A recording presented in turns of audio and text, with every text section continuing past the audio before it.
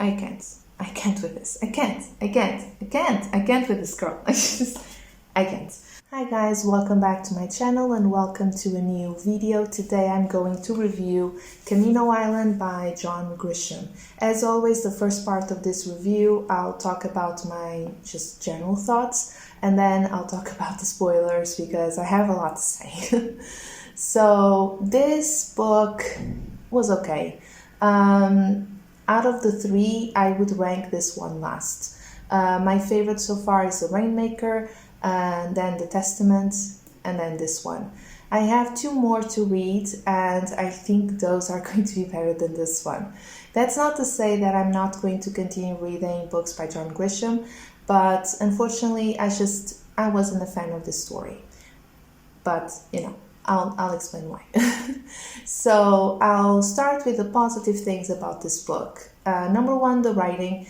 This is a thriller, crime fiction, whatever you want to call it, a mystery. He also writes legal thrillers.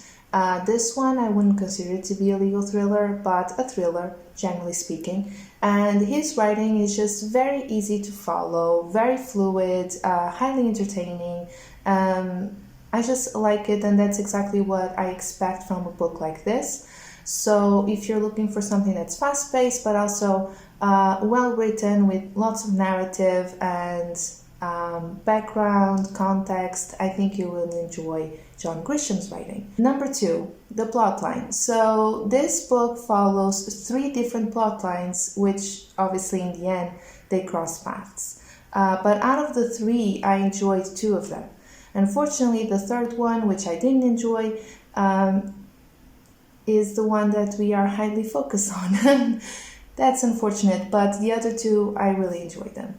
And number three, I really liked the topic. I'm going to explain why. I'll give you the summary of the book. But with The Rainmaker, we dealt with an insurance company and a trial. With The Testament, it was about an inheritance. And with Camino Island, we are dealing with stolen manuscripts. And now I'll give you a summary of the book so you understand it better. And I'm going to put it down because, yeah. Okay, so the first plot line, we're following a gang of thieves who have stolen manuscripts from Princeton University's Firestone Library. Yes, Firestone Library. They stole rare manuscripts by a very famous American author. I'm not going to tell you who it is. And their goal is to sell them and get the money, basically. The second plotline deals with Bruce Cable. He's the owner of Bay Books, a bookstore on Camino Island in Florida. And he's been the owner for the last 10 years. And because he's so motivated and so business-driven, he has been able to make it one of the best bookstores in the States. So he's very well known in the literary circle. All the authors want to go there to do their signings, and yeah, it's just very popular. And the third plot, the one that I didn't enjoy as much, we follow Mercer Mon. I'm not sure if that's how you pronounce her last name, but I'm gonna go with it. She's a young writer who's dealing with writer's block.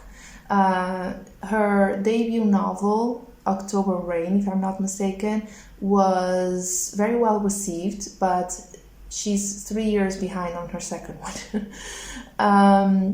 She can't do it. She comes up with all types of excuses not to write. Of course, you understand from this very short summary that all of their paths are going to cross, and we basically follow the story and try to find out what's going to happen. What's interesting about this book is that we know who the criminals are right away, because we are introduced to them right away, and so we know what we're dealing with. It was interesting because there are a lot of literary references to a number of different books, classics and contemporaries, so I really enjoyed that, and I enjoyed the topic. What made me dislike this book was Mercer's plotline. I didn't like her. I found her to be extremely annoying. it made it very difficult to read the book. I'm not one to DNF books, and I didn't want to DNF this book, but it wasn't a page turner as the other two. The book was mainly focused on her. Unfortunately, I wanted to know more about the criminals. I wanted to know more about what they were doing. And the first chapter is all about what happened, the heist, and then it takes them like 100 pages to come back. With Bruce, I thought that Bruce was going to be one of the main character, because he is one of the main characters, but I thought he was going to be the main character, and he's not, because once Mercer is introduced to the reader, he is sort of a secondary character and not as important anymore. And yeah, I was not a fan of that.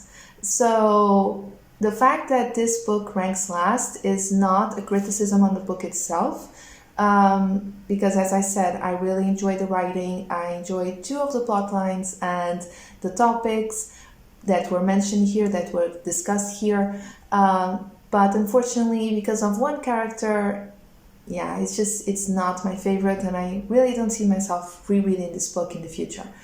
However, I still think John Grisham is going to be one of my favorite authors, contemporary authors. So I still have two more books to read, The Whistler and The Last Juror. I think I'll like those more than this one because they are more about the legal side of things. I enjoy his legal thrillers more than apparently his regular thrillers. So that's it for the spoiler-free part of this video, and now I'm going to talk about things that are spoilers. If you don't want to get spoiled, just save this video and come back after you have read this book. If you don't mind that, then I'm going to continue talking. So let me tell you, this girl Mercer, she's the problem. Like, if she was not part of this and the whole story was just about the thieves and Bruce and obviously police and FBI and all of that, it will be fine. She ruined the book for me. And I hate when something like that happens, because I really like his books, and now this one is just kind of meh because of her. So she is an assistant professor at the university while she's trying to write her second novel. And she unfortunately loses her job because of, cuts. And somehow, because it sounds like a coincidence, this lady who works for an unknown company, private company, asks her to go back to Camino Island and sort of work as a spy there. They suspect Bruce is involved with the heist. If not involved with the heist itself, maybe he knows where the manuscripts are, and they want to try and track them down, because obviously these are manuscripts. I didn't say it, I didn't mention it before because it was the spoiler-free part, but these are F. Scott Fitzgerald's manuscripts of his 4 major novels, and they're handwritten and they're just extremely valuable. So they want to track them down, and they need someone to infiltrate the literary circle on Camino Island, and they ask her to go back there. Now, why is she important? First of all, we don't even understand how they got to her, because, like I said, she was teaching classes at the university. How did you get to her? It's not very well explained in my perspective. I didn't like that this fell into place really easily. This lady shows up, she offers you a ton of money. She has debt because of her student loans, so she accepts everything, and off she goes to Camino Island to pretend to be a spy. I didn't like it. It didn't feel like it was very realistic. She's not from Camino Island, but she used to go there every summer because her grandmother lived there, and her grandmother passed away a few years ago. And since then, because her family is very dysfunctional, she doesn't really have a normal family dynamic with the rest of her family members. She's pretty much on her own. She didn't go back until now. Now, I know what it's like to lose your grandparents. I've lost all of mine. The last one, my grandmother, was last year. I lost her last year, so I know what it's like. But unlike this character, I don't make it my entire personality. I can tell you that after she is introduced, the next like 40 or 50 pages, every time she talks about something, her grandmother is mentioned. And it's annoying because the situations, the circumstances in which that happened were just so mundane that she didn't need to mention her grandmother. I'll give you a very practical example. She goes out to dinner and the person says, oh, I found this restaurant, I heard about this restaurant, it's really nice, I decided to take you out for a nice dinner. And she says, oh, I used to come here with my grandmother. Oh, would you like to, expand on that? Would you like to share something about your grandmother, something like that? And she says, no, I don't want to talk about it. Why did you talk about it? Why did you mention your grandmother when you don't want to talk about your grandmother? And then something that was just weird, and this is all about this character. That's why I say that if this character was not here, I would have enjoyed the book immensely. When she arrives, she asks questions about her grandmother's death, who apparently died in a boat accident because there was a storm. And it looks like she's sort of trying to conduct her own investigation. Like, I have questions about what happened. Like, she's trying to raise suspicion. And I actually thought, don't tell me that now we're going to investigate her grandmother's death as well. But then she forgot all about it and never talked about it again. That was annoying. There's this other thing. This was literally the moment. When I read this was when I thought I was going to DNF this book. But then I tried to calm myself down and I reminded myself that John Grisham is not going to let me down and this is going to have a very nice ending, which it did. I was really happy with the ending. So I'm going to keep on reading. They have this dinner party at the island. She meets all of these writers who live there, and they're really nice to her. She's the youngest, or at least I saw her as being the youngest. And they sort of wanted to help her and make her feel welcome. And Bruce is there, everybody's there. And one of them, a character that also annoyed me a little bit, this old lady who used to write really trashy novels just to make money. Literally, that's what she says. She decides to stage an intervention saying that you can't write because you don't know what you're going to write. So we need to define the genre of your next book. And I'm like, is that how you do it? You just wake up one day and say, I'm going to write a science fiction novel. Maybe that's not exactly how every author conducts themselves. I don't know. But honestly, I don't think that's the problem. I don't think that was the problem in this case. So Bruce has the idea of asking her the last 3 books she has read, because if you think about your reading preferences, that can help you figure things out. So she mentions The Nightingale by Christine Hanna. Now, I haven't read The Nightingale or any book by Christine Hanna, but even I know that she doesn't just write books about the Holocaust. And this so-called author, this lady, I think her name was Marcy or something like that, says, well, but what do you know about the Holocaust? And I mean, are you just going to write books about the Holocaust? Are you going to have an audience for that? And Mercer says, well, but she doesn't just write books about the Holocaust. She has like 20 books and they're all about different things. This old lady who calls herself a writer thinks that because one person wrote a book about the Holocaust, everything is going to be about the same topic. All the books she writes. That was weird. And then they notice that she only mentions books by female authors, and they mentioned that, oh, you like they're all female, interesting, they're all female. And she says, yeah, I avoid reading men, or I avoid reading books by men.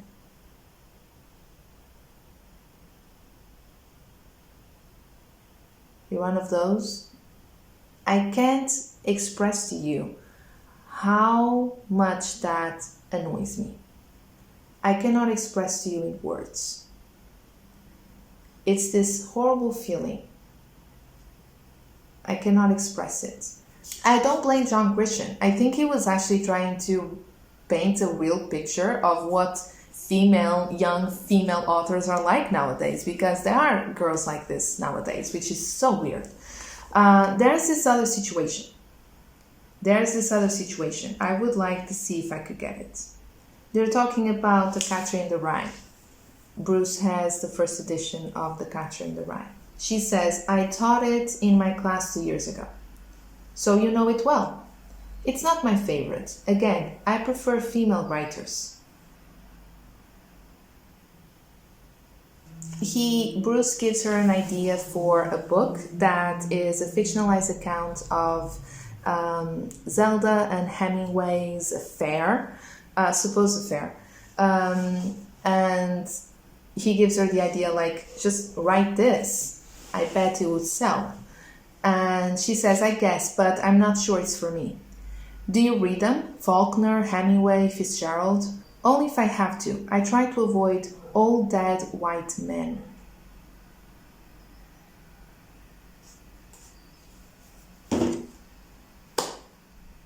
She was an assistant professor in the literature department at the university, but she actively avoids reading big literary names like Hemingway, Faulkner, and Fitzgerald, because they are, and I quote, old dead white men. I can't with this. I can't with this girl. I can't. That's it for me. I'm sorry about the rant, but I needed to get that off my chest. That's it for me. That's my review of Camino Island by John Grisham. I think that you will love John Grisham, but maybe you shouldn't start with this one. Maybe you'll like this one. Maybe I'm not the audience for this book. I totally get that. But in my personal opinion, don't start with this one.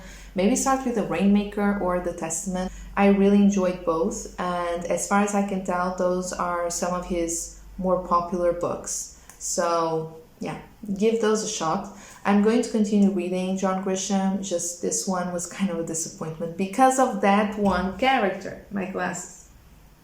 Because of that one character. So yeah, that's it for me. So I hope you enjoyed this review.